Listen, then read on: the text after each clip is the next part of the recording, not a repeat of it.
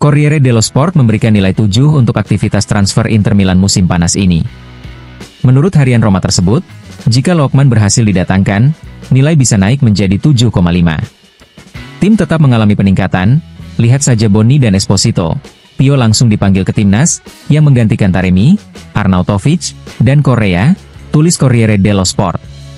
Selain itu, kedatangan Manuel Akanji disebut sebagai penguatan penting di lini pertahanan, sementara Suchik menambah kualitas tim dan Luis Enrique menjadi alternatif yang baik. Meski begitu, harian tersebut menyoroti bahwa Inter mungkin masih membutuhkan sosok wakil Calhanoglu, meski klub tidak pernah benar-benar mengejar pemain tersebut. Secara keseluruhan, Corriere dello Sport menilai pasar transfer Inter cukup seimbang dan positif, jauh dari kesan gagal yang tengah ramai diperbincangkan di media lain.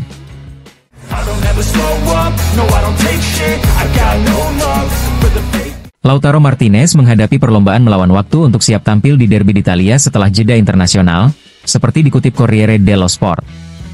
Pemulihan sang kapten menjadi sorotan karena kedatangannya yang paling akhir dibanding rekan-rekannya.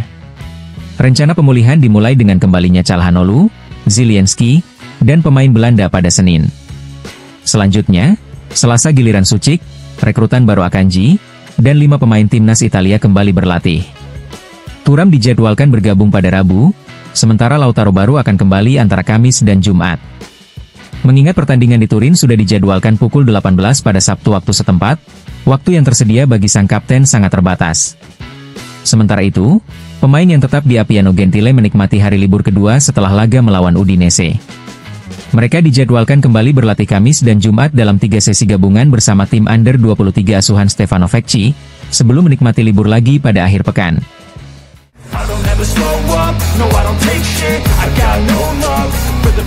Kemenangan gemilang Inter atas Torino sempat membuat banyak pihak terbuai, namun kekalahan dari Udinese kembali menghadirkan kenyataan pahit.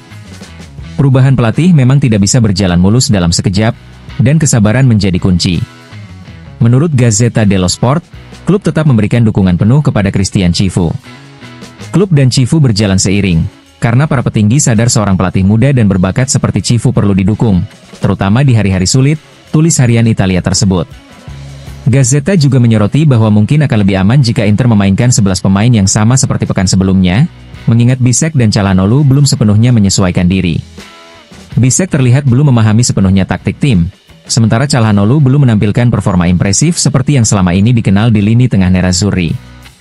Hal ini sebagian disebabkan minimnya kesempatan bermain di pramusim dan juga persiapan Udinese yang lebih panjang, yakni 17 hari lebih banyak.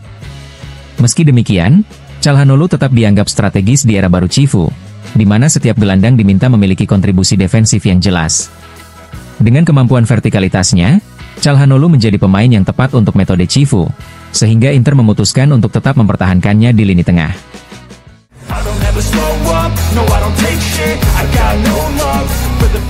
Sementara Lautaro Martinez menghadapi perlombaan melawan waktu untuk siap dimainkan di pertandingan Juventus versus Inter, beberapa pemain lainnya tetap berada di markas latihan Pinetina. Menurut Gazzetta dello Sport, mereka antara lain Sommer, Josep Martinez, Di Gennaro, Acerbi, Palacios, Darmian, Carlos Augusto, Mkhitaryan, Bonni, Luis Enrique, dan terutama Diouf, rekrutan kedua terakhir sebelum kedatangan Akanji. Keberadaan Diouf di Pinetina diharapkan memberikan kontinuitas latihan, sehingga ia bisa menambah menit bermain menjelang lanjutan Serie A dan Liga Champions. Selain itu, Bisek juga tetap berada di Milan untuk melanjutkan persiapan tim.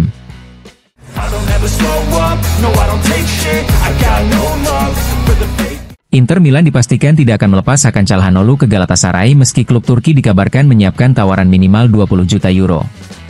Menurut Tuttosport, keputusan ini muncul menyusul rumor yang beredar mengenai ketertarikan Galatasaray untuk kembali merekrut mantan gelandang AC Milan tersebut menjelang penutupan bursa transfer Turki pada 12 September. Keputusan Inter menunjukkan bahwa klub ingin mempertahankan sosok kunci lini tengah mereka, meski pasar transfer masih menyisakan beberapa hari.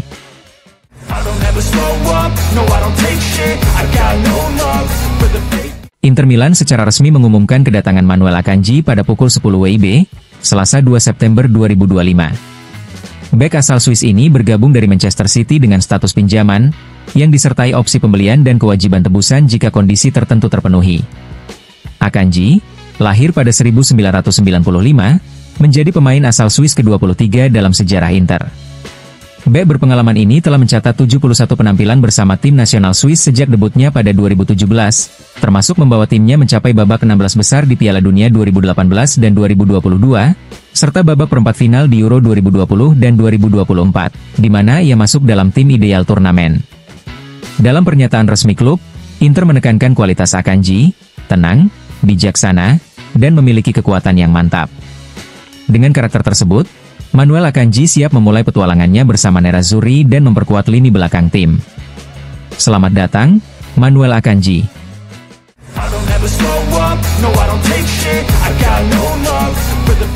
Manuel Akanji mengaku senang bisa bergabung dengan Inter Milan dalam wawancara pertamanya sebagai pemain Nerazzurri di saluran resmi klub. Bagi saya, Inter adalah klub terbesar di Italia dan salah satu yang terbesar di dunia. Memilih klub ini benar-benar mudah bagi saya, ujar bek asal Swiss tersebut. Mengenai kualitas yang dibawa ke tim, Akanji menegaskan fleksibilitasnya, saya bisa bermain di semua posisi dalam lini pertahanan 3 pemain, bahkan di posisi tengah bersama tim nasional Swiss. Namun tentu saja, keputusan akhir ada pada pelatih. Akanji juga menyoroti ambisinya di level klub, Inter sudah menunjukkan bisa mencapai final penting. Saya berharap kali ini kita bisa mencapainya lagi dan memenangkannya. 2 tahun lalu saya menghadapi Inter di final Istanbul ketika masih di Manchester City. Kali ini saya ingin melihat Inter menang. Bek berusia 30 tahun itu pun menilai tantangan Serie A, ini berbeda dengan Premier League, dan Bundesliga juga berbeda. Saya sudah menonton banyak pertandingan Serie A, saya mengenal klub-klubnya. Saya sangat menyukai liga ini, itulah salah satu alasan saya datang ke sini. Saya tak sabar bertemu pelatih dan mempelajari gaya permainan tim. Soal rekan setim Yann Sommer, Akanji mengaku sempat berkomunikasi. Yann mengirim pesan dan menawarkan bantuannya untuk beberapa hari pertama di sini. Saya juga menerima banyak pesan dari teman dan keluarga, dan tak sabar bertemu dia. Akanji menutup dengan pesan untuk para tifosi Inter, saya sangat menantikan bertemu para penggemar di San Siro pada pertandingan kandang pertama kami. Saya menunggu momen itu dengan penuh semangat.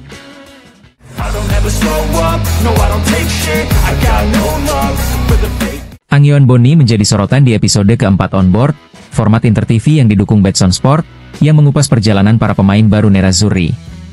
Bonni mengawali cerita dari masa kecilnya, ketika ia sudah mengenakan jersey Inter sebagai hadiah dari ibunya. Diberikan saat saya berusia 6 jalan 7 tahun.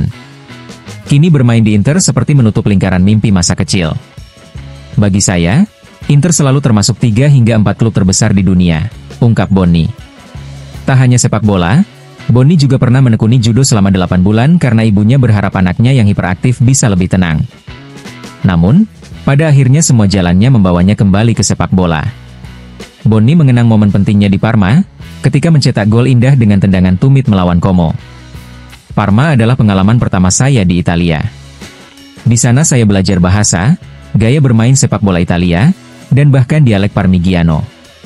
Awalnya saya bermain lebih ke belakang, tapi Peccia dan Cifu memberi saya kepercayaan bermain di depan.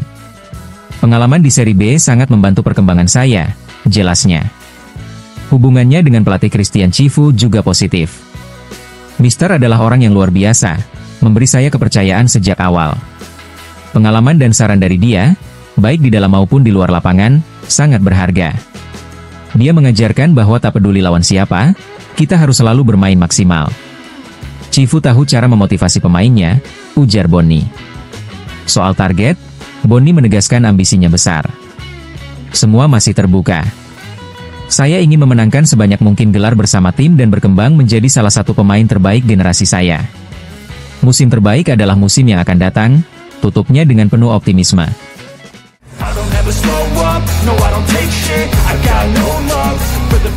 Bursa transfer musim panas 2025 telah resmi ditutup, dan kini saatnya menilai dampak finansial dari aktivitas klub.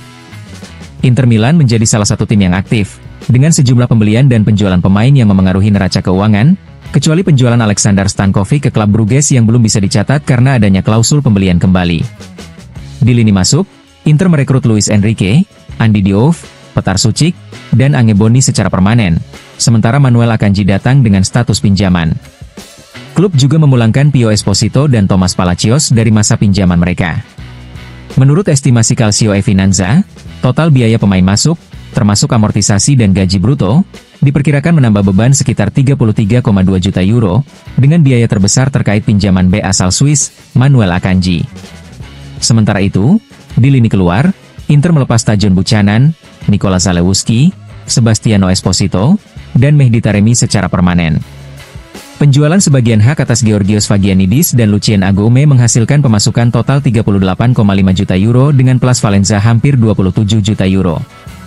Selain itu, pinjaman Benjamin Pavard, Christian Aslani, dan Valentin Carboni, berakhirnya kontrak Marco Arnautovic dan Joaquin Correa, menghemat hampir 25 juta euro, serta pemutusan kontrak Zinho van Heusden, diperkirakan memberikan dampak positif sekitar 64 juta euro pada laporan keuangan 2025-2026. Dengan mempertimbangkan semua angka, aktivitas bursa transfer musim panas membawa efek positif sekitar 33,99 juta euro untuk neraca Inter musim depan. Namun, jika melihat saldo biaya transfer pemain, antara pengeluaran 80 juta euro dan pemasukan 38,5 juta euro, klub tercatat mengalami defisit bersih sebesar 41,5 juta euro. Hasil ini menunjukkan bahwa Inter berhasil menyeimbangkan ambisi memperkuat tim dengan kontrol keuangan, sambil tetap berinvestasi untuk musim kompetitif ini.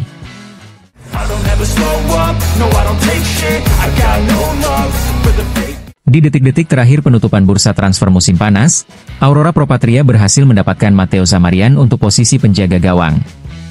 Kiper berusia 17 tahun ini sebelumnya menjadi bintang dalam perjalanan Scudetto tim U20 Inter di bawah arahan Andrea Zanchetta musim lalu.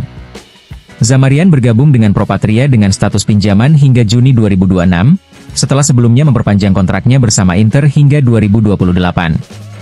Kedatangan sang kiper muda diharapkan memberikan tambahan kualitas di bawah mistar gawang klub Busto Arsizio.